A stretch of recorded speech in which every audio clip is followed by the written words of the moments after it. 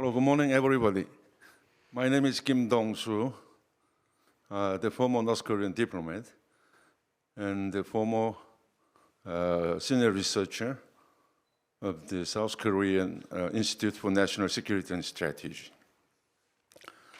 It's my honor to have a speech and have a question and answers with you in this Freedom Speakers International. As far as I know, I was suggested that I have 1 hour. But sir, I will make a speech about 30 minutes first, and then I have the question and answers with Mr. Keshi together. First of all, I beg your pardon that my English is very poor. My English is very poor, and I didn't English very much since I came to South Korea in the past more than 20 years. And the Parliamentman Tae Yong-ho, the former speaker, was my best friend who had studied together with me in the Pyongyang Foreign Languages College and who had worked with me together in the foreign ministry and also in the embassies in various countries in the world together. Now we have free contact in Seoul for the good cooperations for the liberation and democracy of the North Korea. So, first of all, let me make a so-called speech about North Korean issue. My title, which I was suggested to make a speech today, is about North Korean nuclear development, weapons development in North Korea. So let me try to read my paper, which I prepared before, because I can't see the screen clearly from here, since of my eyes not good. So let me try to read about the North Korea's strategy of brinkmanship nuclear diplomacy and the prospect of U.S.-North Korean relations in the future.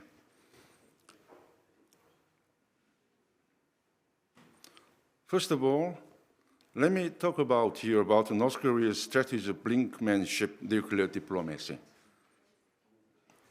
Its first stage, North Korea's strategy of brinkmanship nuclear diplomacy before the possession of the nuclear weapons, the late 1980s and the late 1990s. Before the first nuclear test on October 9, 2006, North Korea threatened and menaced the US and the international community with no nuclear weapons, but they received huge free economic aid from international society.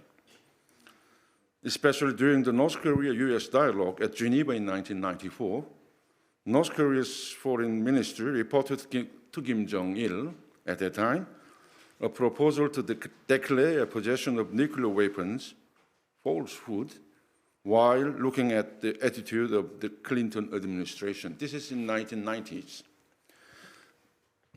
At the time, since the United States raised all-out economic sanctions against North Korea to the UN Security Council and mentioned about the invasion of North Korea, the Geneva talks were almost broken out in the face of danger.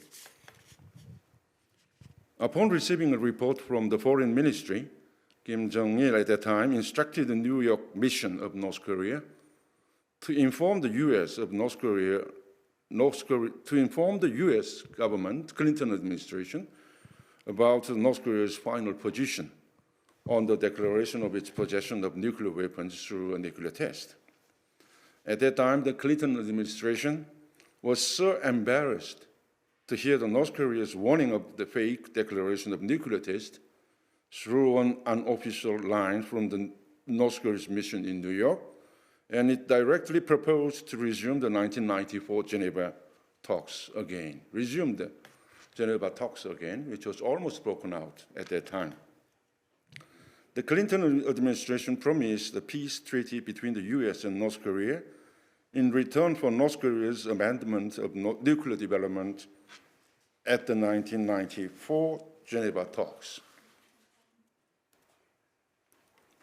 And instead of holding off the declaration of nuclear weapons and freedom-only plutonium programs that have nothing to do with the removal of uranium,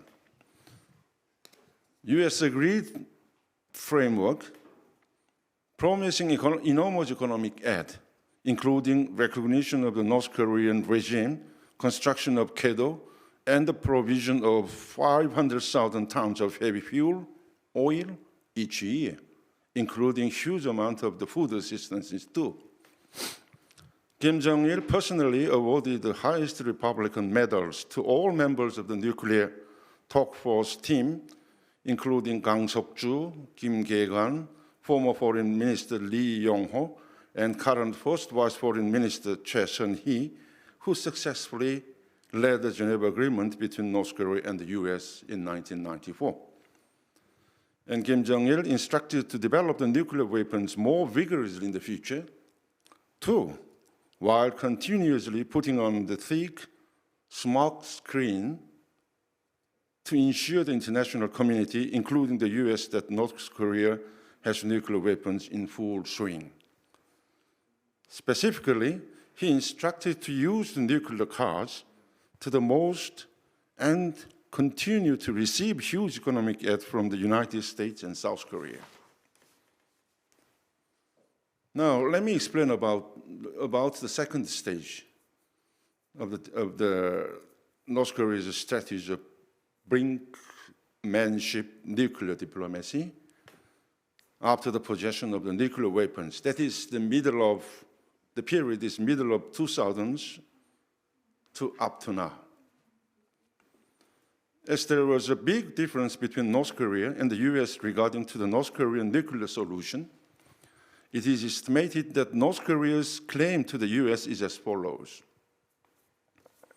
It looks like that North Korea insists on dismantling its nuclear weapons program through the third phases, namely the dismantlement of its future nuclear program, current nuclear program, and the past nuclear program, while insisting on the principle of simultaneous actions to resolve the North Korean nuclear issue.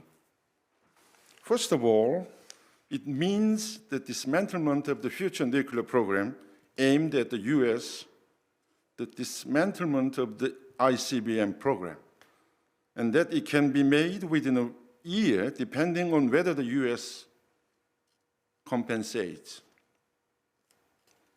In the second phase, the disposal of the existing nuclear programs, plutonium and uranium facilities, and claims to be scrapped in the mid to long term due to huge compensation conditions.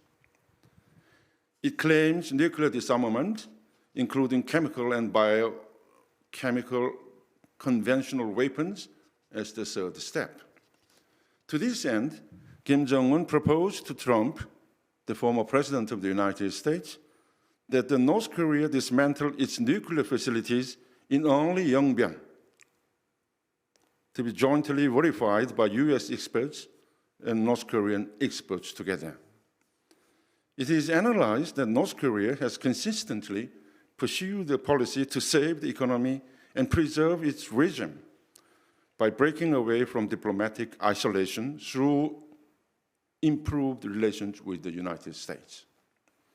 It strongly insists on the US administration's recognition of North Korea's possession of nuclear weapons and the North Korea-US peace treaty, followed by denuclearization.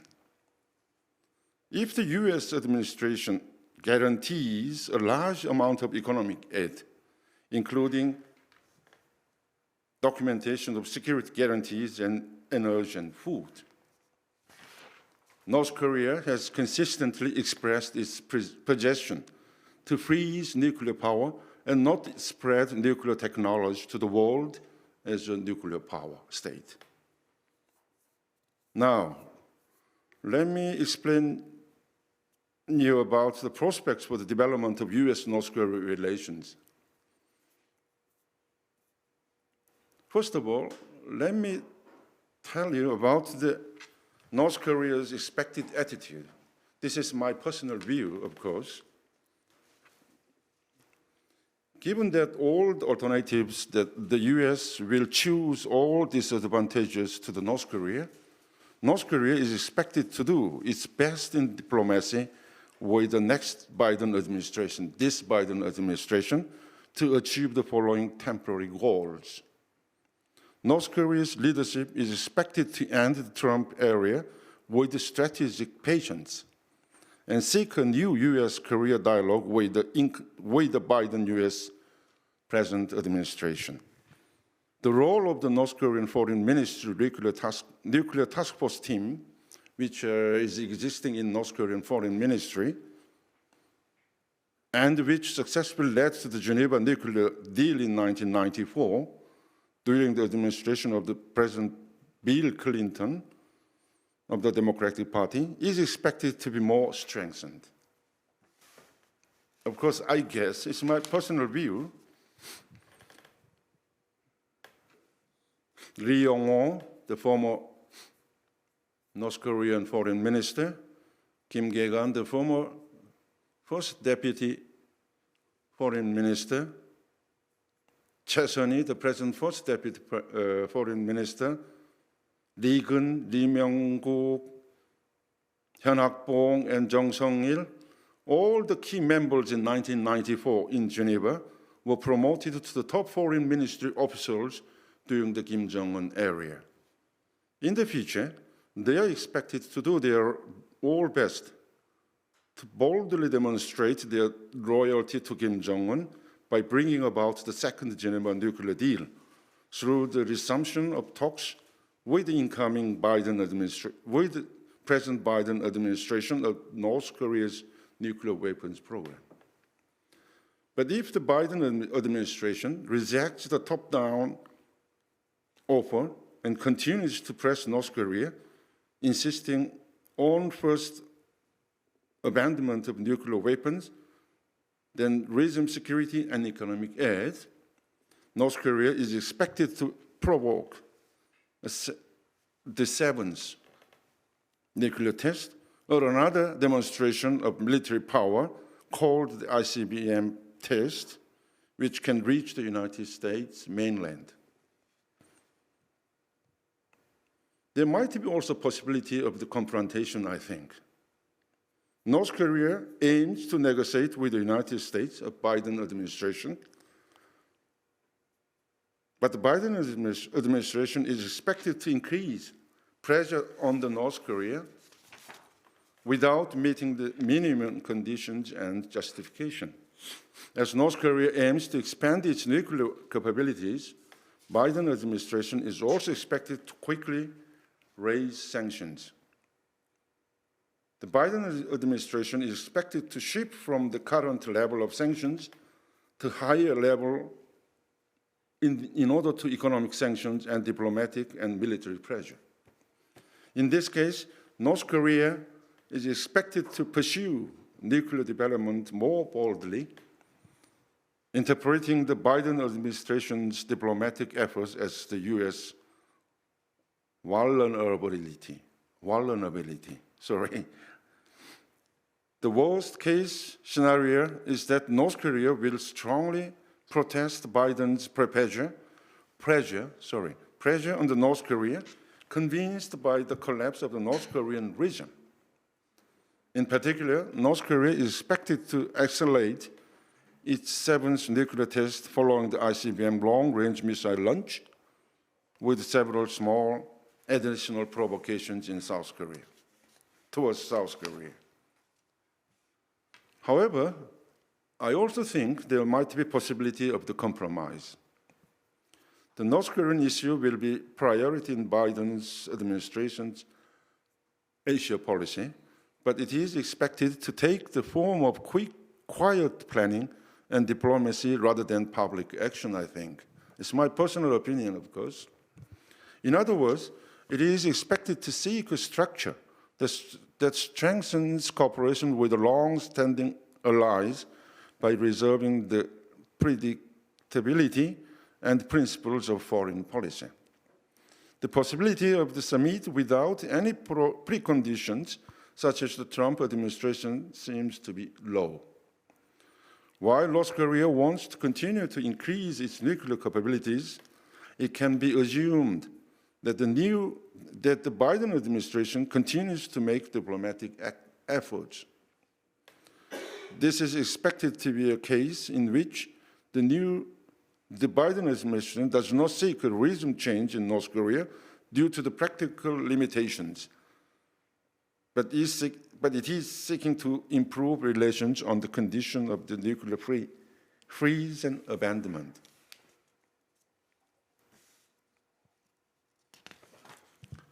In this case, the possibility of the bilateral talks between North Korea and the USA on a more practical level, when North Korea claims cannot be ruled out. Nevertheless, if North Korea pushes ahead with the SLBM launch test in the wake of the incoming South Korea's US military drills, it is expected to deal with the North Korean nuclear issues unprecedentedly tough. In this case, the US is expected to stick to its stance that cooperation with South Korea must deter North Korea from developing nuclear and long-range missiles for the sake of the US national interest, including stopping the proliferation of weapons of mass destruction. Let me tell you about the implications. Lastly, as we have seen above, North Korea's nuclear capability is already unofficially recognized by the United States and Western intelligence agencies. It is analyzed that North Korea will continue to be highly precise and diverse in terms of quantity and quality in the future. Over the past half-century, North Korea has been focusing on nuclear development, while neighboring countries, including Russia and China, as well as the United States and Japan, have held numerous ostensible diplomatic talks to denuclearize the North Korea. But looking back on today, half a century later, it is no exaggeration to say that it has failed to produce inferior results and that it has been helplessly subjected to the brinkmanship tactics by North Korea to buy time for its nuclear development. And they are shouting that they have already possessed nuclear weapons in front of the world. In the surface of dialogue, North Korea became more enthusiastic about developing nuclear weapons and missiles. And at the 8th Congress of the Workers' Party of Korea, Kim Jong-un officially declared North Korea in the face of the world. It is no exaggeration to say that the international community and the free world camp's strategy to respond to North Korea's nuclear weapons program failed in the past period. The reality is that North Korea's nuclear capabilities are being completed, and even the intercontinental ballistic missiles, ICBM, and SLBMs, which can carry nuclear weapons to the United States mainland, are showing forces. Nevertheless, we need to realize the harsh logic of power and take more initiative in responding to the international community and the UN Security Council's pressure on North Korea.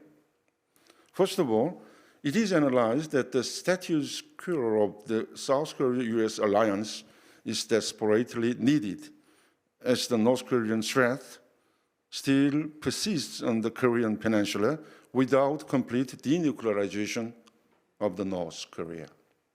It is highly likely that the signing of the peace treaty not the establishment of the substantial peace region, will lead to the withdrawal of US troops from South Korean territory and the dismantlement of the South Korea-US alliance without easing tensions on the Korean peninsula in the future. Therefore, even if the declaration proceeds smoothly, the joint goal of the Korea-US alliance at this stage is to maintain a strong deterrence against North Korea, considering that it will take a considerable amount of time for North Korea to completely denuclearize. On the other hand, it needs to carefully consider the open with US and close with South Korea policy, which North Korea directly negotiated with the US over South Korea during the Bill Clinton administration. It is important to work closely with the United States and the exit strategies for future pressure on North Korea so that the same thing does not happen in this Biden administration. For now, it is not easy to gauge under what conditions we can talk to North Korea, but it is necessary to clarify our government's, the South Korean government's denuclearization policy and specify the scope and target for denuclearization clearly. It is also necessary to establish Seoul's position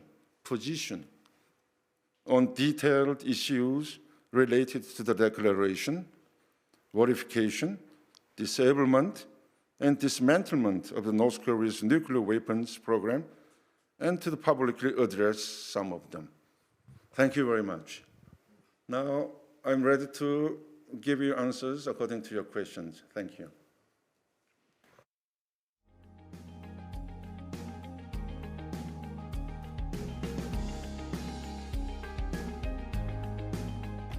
Okay, and we are back. And with Kim Dongsu, I'm Casey Lartigue, co-founder of Freedom Speakers International. Thank you. This will be our second time to have a Q&A session. And an interesting thing about you, obviously you were a diplomat from North Korea. A lot of North Koreans cannot travel, but you were going all over the world, stationed in different countries. Yeah, right. Microphone? Yeah. As I told you in my briefing, the former Speaker, Parliamentman Tae-yong was also my colleague in the Pyongyang Foreign Languages College and also in the Foreign Ministry. And I have served in the Foreign Ministry of North Korea since 1983. After I came back studying abroad. The first department which I entered in the Foreign Ministry was the Department for the International Organizations. There I worked for about one and a half year, and I was dispatched to the North Korean embassy in Switzerland first. That was my first, diplomatic career in North Korea. There I worked 3 years, and I also moved to the North Korean embassy in Norway. It was, I think, in 1986 or 1987. Then I there worked until the end of the 1980s, and I came back to North Korea in 1990, and I again entered the North Korean Foreign Ministry to the same department, but at that time, the section was different. Before I go to Switzerland, I was working in the first section, political section, which was covering the United Nations Assembly and the New York mission of North Korea. But this second time, when I came back from Norway, I entered the fourth section, which was responsible for the international economic organizations, such as United Nations, governmental and non-governmental organizations. There I was responsible for the food and agricultural organizations, such as Food and Agricultural Organization of the United Nations in Rome, World Food Program in Rome, and also the IFAD, International Fund for Agricultural Development in Rome. I worked, I think, from 1990 to 1994 until Kim Il-sung died in the foreign ministry. And in 1994, I was dispatched to the North Korean embassy in Italy. Let me explain you very briefly about the situation at that time in North Korea. After Kim Il-sung died, North Korea had to pass the arduous march period, so-called arduous march period, from the middle of 1990 to the end of the 1990s. At that time, as the international society knows very well, huge amount of the North Korean people died because of hunger. Yeah, let me interrupt you because we talked before, and I think you're one of the few people in the world who says you know exactly how many people died during the 1990s in North Korea. When I was working in the North Korean mission, representative in Rome, we received statistics, so-called secret statistics from the Statistic Bureau of North Korea in Pyongyang. At that time, about 0.8 million people died. So 800,000. For about 10 years. Okay. From the end of the 1980s to the middle of the 1990s. Okay. Of course, at the end of 1990s, some people, the North Korean defectors, some the specialists in North Korea said about 3 million people died, but I don't know exactly about the statistics of this 3 million people died. I mean, where did they collect these statistics? Because North Korean government, they never distributed the statistics. It's very strong secret. Yeah? But in one word, a lot of people, huge amount of people died in the 1990s. So Kim Jong-il at that time instructed to send all the diplomats of foreign ministry to North Korean mission in Rome to carry out the diplomacy for receiving the huge amount of the international food assistances. So from this time in 1994, North Korea, for the first time in its history, they begged food from international society. At that time, the ambassador of North Korean embassy in Rome and I, first time in 1995, for the first time we appeared in the CNN, BBC, and all the Western countries' mass media to beg the food assistances from the international society. And since then, a lot of food assistance is carried out from the sincere mind of the international society to save the North Korean people's, innocent people's lives. A question that often comes up is who gets that food? Pardon? Who gets the food that's distributed to North Korea? So when it goes into North Korea, where does it go? Oh, yeah. Who gets it? Yeah. Anyway, at that time, I worked for 4 years in Rome. Every year we received humanitarian food assistance from the international organizations for more than 0.5 million tons every year.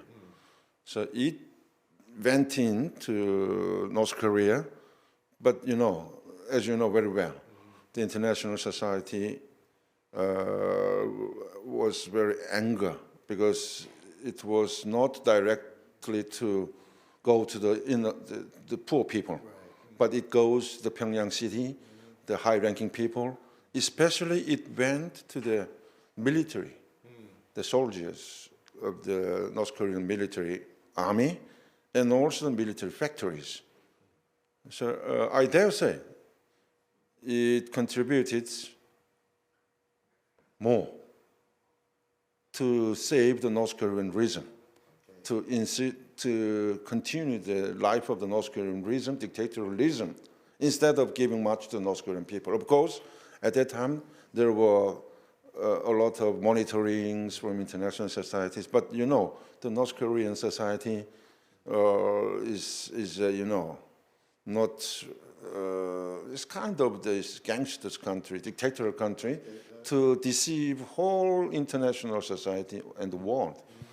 So at that, and 1998, many people said the North Korean region was almost collapsed.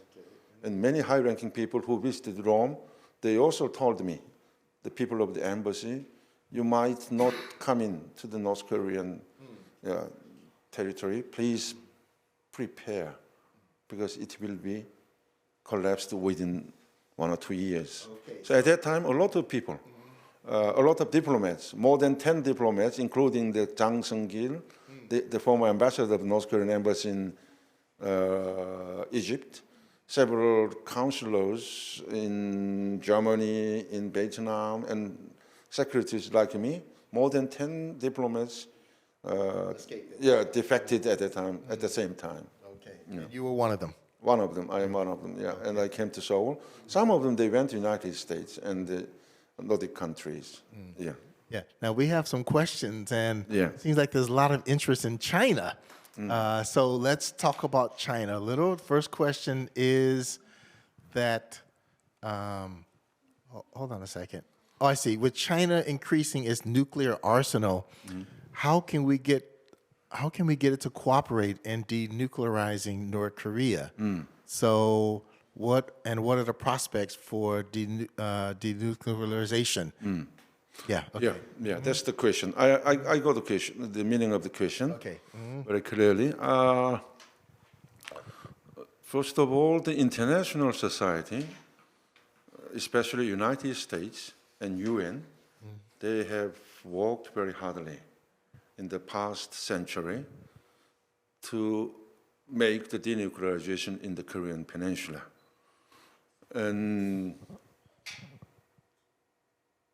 also China and Russia and Japan, they also tried their best in this to dismantle, to make North Korea give up the nuclear weapons program through the six-party talks, sometimes four-party talks, sometimes in the United Nations.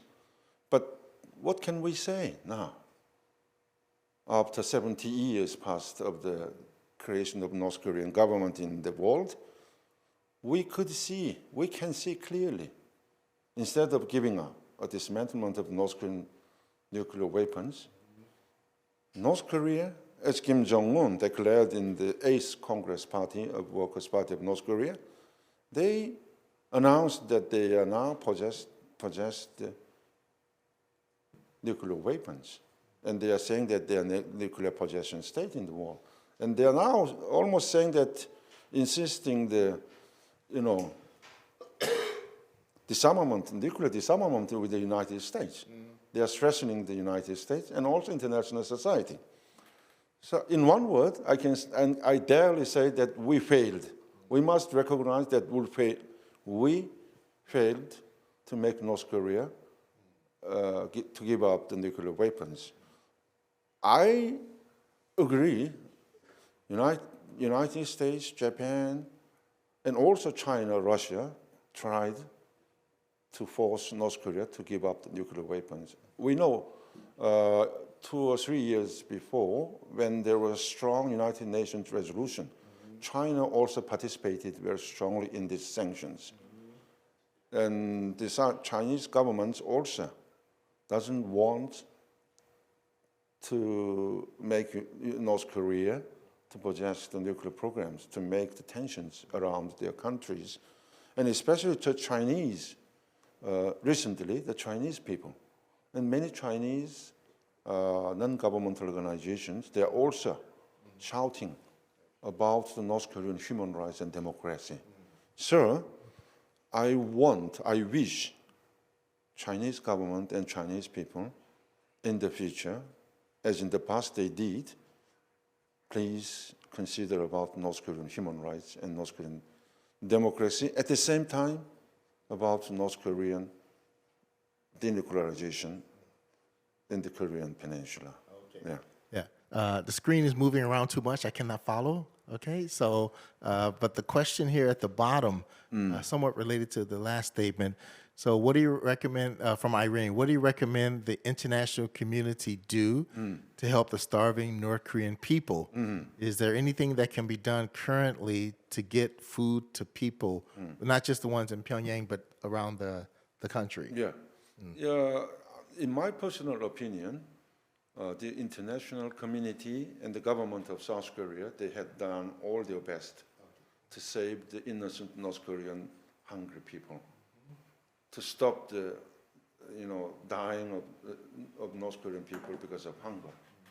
And the international organizations, food and agriculture, such as Food and Agriculture Organization, World Food Program, and the international community, including South Korea, they sent a lot of the humanitarian food assistance to North Korea. As I told you, in 1990s, it was misused in the region's power, military field. But nowadays, the monitoring of the international community in South Korea is improved than that time. Okay. Not much improved because of the North Koreans, how do you say, the deception and the controlling of the foreigners' activities in North Korea. However, I think we have to carry out the humanitarian assistances continuously to save the North Korean poor people from the hunger. So in this case, we have to distinguish the North Korean regime and the North Korean people. In the past, in the international society, even in South Korea, the governments, since I came here before 20 years, the governments changed it several times. Sometimes the so-called advanced leftist government, they tried to carry out, to put the emphasis of the peace and to the North Korean issues. And some rightist governments, they are putting about the pressure, sanction towards North Korea. But I think we have to combine these two policies. We have to pressure North Korean regime, Kim Jong-un's dictatorial regime, to give up the nuclear programs and to carry out the opening of North Korean society and democracy and the improvement of human rights. We must pressure Kim Jong-un's government. At the same time, we have to treat North Korean people in other ways. We have to continue our humanitarian assistances in condition with the strong monitoring and, reaching the countryside, where the real North Korean people are living. Yeah. Okay. All right. June asked at the very bottom here, do you think it is a risk for North Korea to have foreign diplomats such as you to be out in the world? Because, as she says, that you're exposed to the truth and escape, and then maybe spread the truth back in North Korea. So then the second part, are foreign diplomats important for North Korea? So why does this regime send people out into the world to represent it, knowing that you could be infected by the things that you learn? So why do they continue doing that? Yeah. When I defected to South Korea, the North Korean embassies in the international area, in the world, decreased from 120 embassies to less than 100 embassies. Okay. That was at the end of the 1990s. Okay.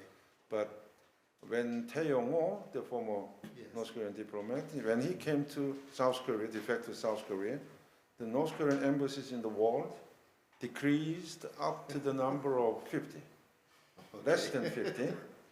And recently, as you know very well, Casey, the former acting ambassador of Italy, Mr. Jo Sung-gin, several years, 2 or 3 years, he defected to South Korea. And also Mr. Liu, the acting ambassador from Kuwait, also defected to South Korea.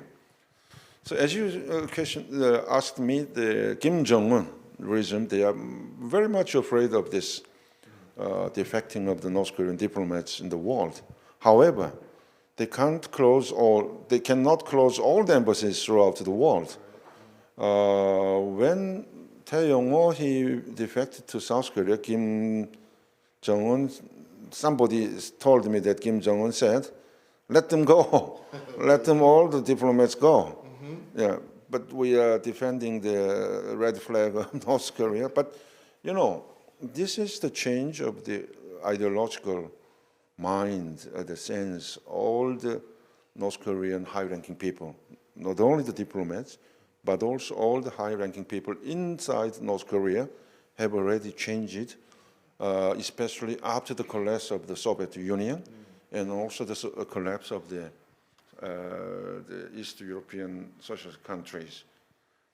And nowadays, in the minds, in the heads of the North Korean high-ranking people, including the diplomats, there is no any space of the socialism and communism ideology.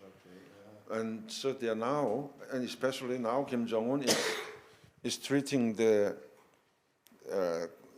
is putting all the responsibilities to the cadres, the responsibility to make the North Korean people poor. And, you know, they are saying to the people, why you are poor? Because the North Korean high-ranking people, they don't work. But my idea, my socialist idea is good, but the North Korean high-ranking people are not working for you, are not carrying out the policy. So they are punishing a lot of North Korean high-ranking people, cadres. So inside the North Korean high-ranking people, they are saying that they must keep the secret money, foreign currency, at least 50,000 US dollar. People saying, please Yeah, in order to escape when the collapse of the Kim Jong-un regime. And if I tell you a case about the population data of the classes in North Korea, I can divide three categories.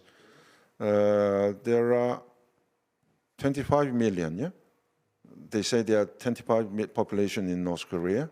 Among them, I think the highest class are 20%, and the middle class are 30%, and the lowest 50% are people. In 1990s, all the ideology, the brains of the normal people have changed completely in the capitalist idea. Now, at this moment, all the brains and ideas of the high-ranking people changed more severely than the normal people into the capitalist ideas. So, you know, it's now difficult Kim Jong-un regime is very difficult to control. Not only the people, but also the high-ranking people. So according to the speed of the ideological determination of the high-ranking people, I think the collapse of the North Korean regime will be coming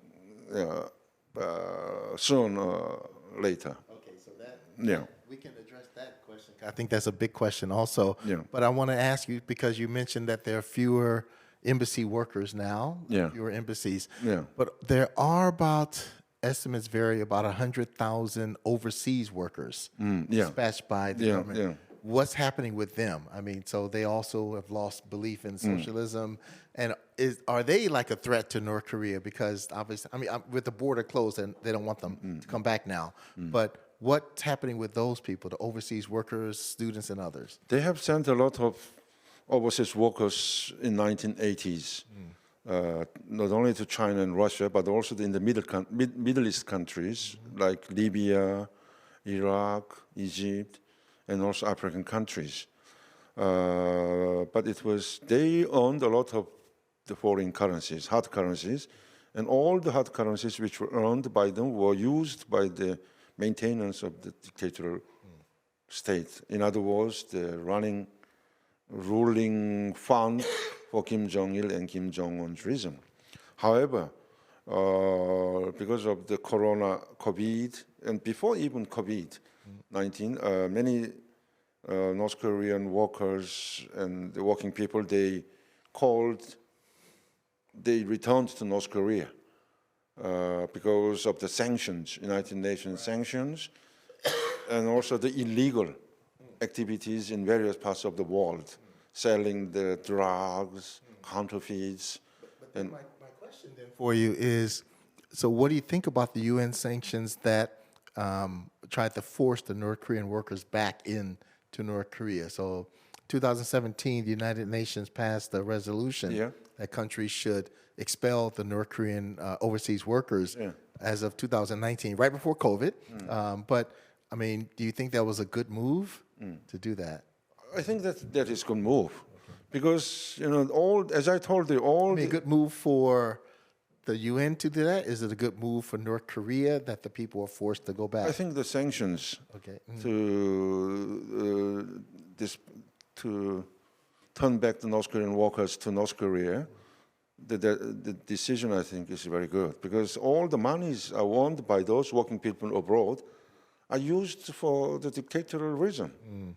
So it's not necessary to, although they earn a lot of money in the world, they can get it, you see. For example, there's one good player, football player in Rome, the North Korean football player, who was expelled nowadays. He received more than several $7 million per year, but all of them were transferred to Kim Jong-un's, you see, bank, you see. So the Italian government, I think, they drove out him from the Italian football teams. So the people, the working people and the workers who are working abroad, they are machines to make the foreign currencies for Kim Jong-un's regime. So they don't mind, but it will give attack to Kim Jong-un's regime because they can't own the foreign currencies abroad to maintain their dictatorial regime. Okay, so better to squeeze them. Yeah. Okay, I hope I said it right. Gunnar, also one of our supporters.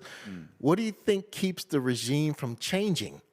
And then can you describe what are they like? Do you have any insight into the mindset of the people running things there?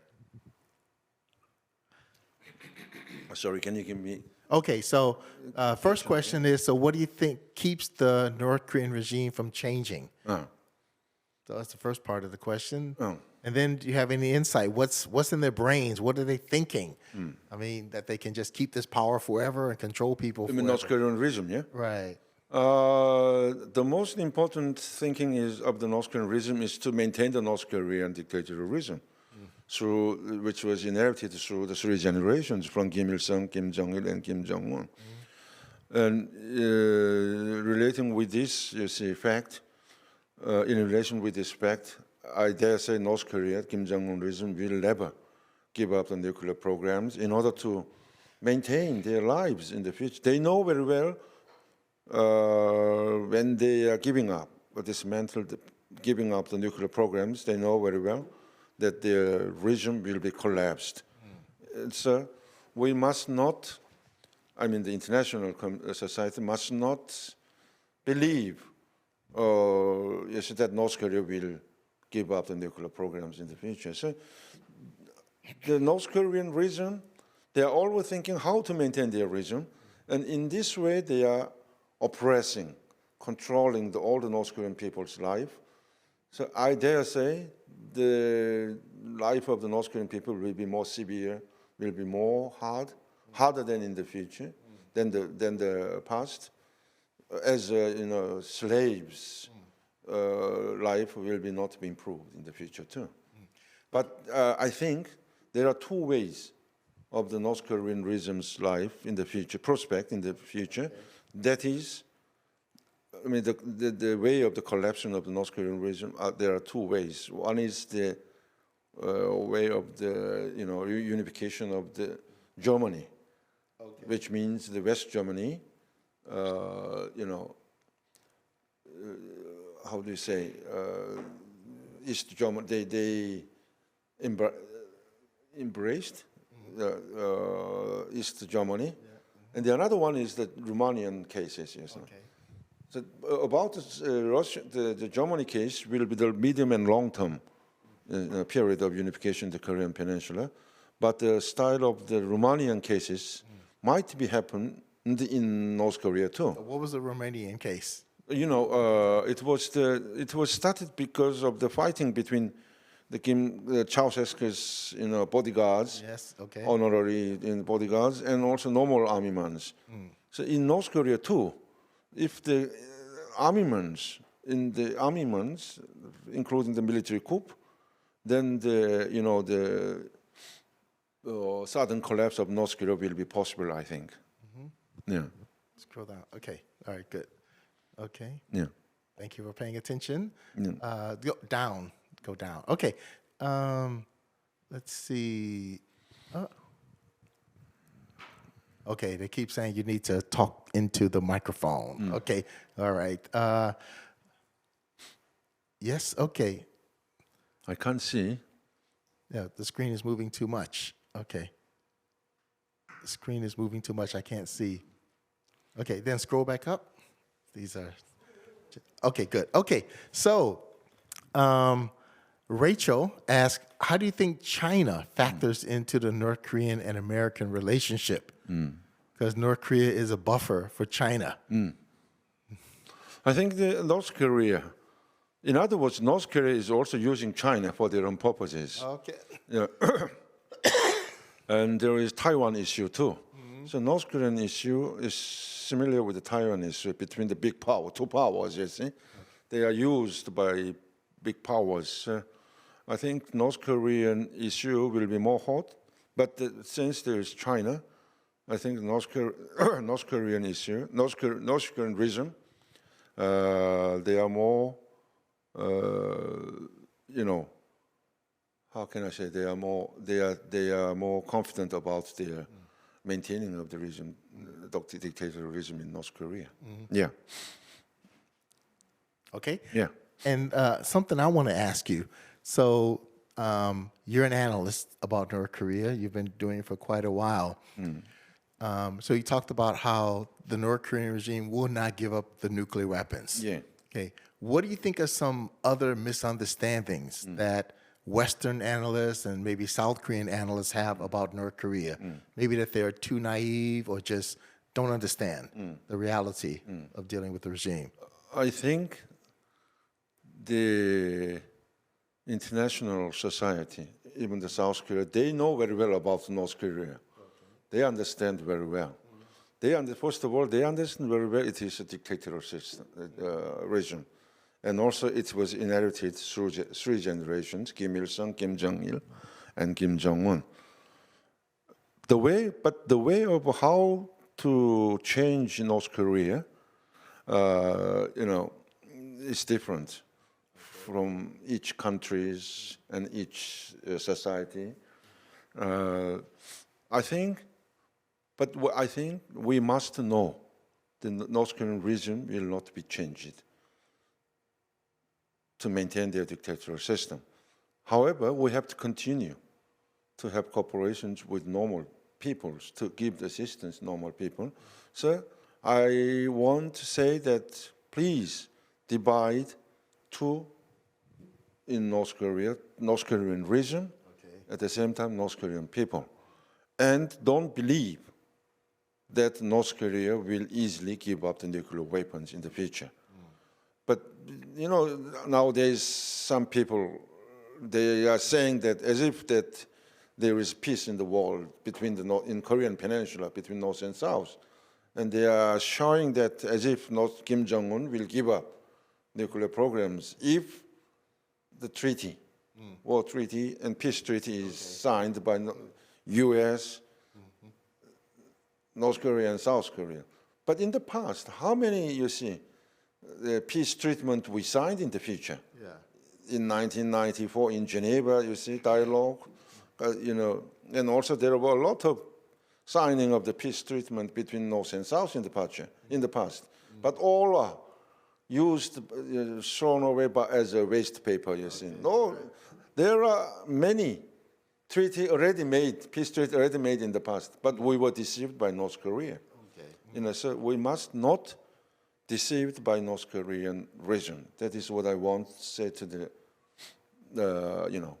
international society. How much time do we have left? Are you paying attention?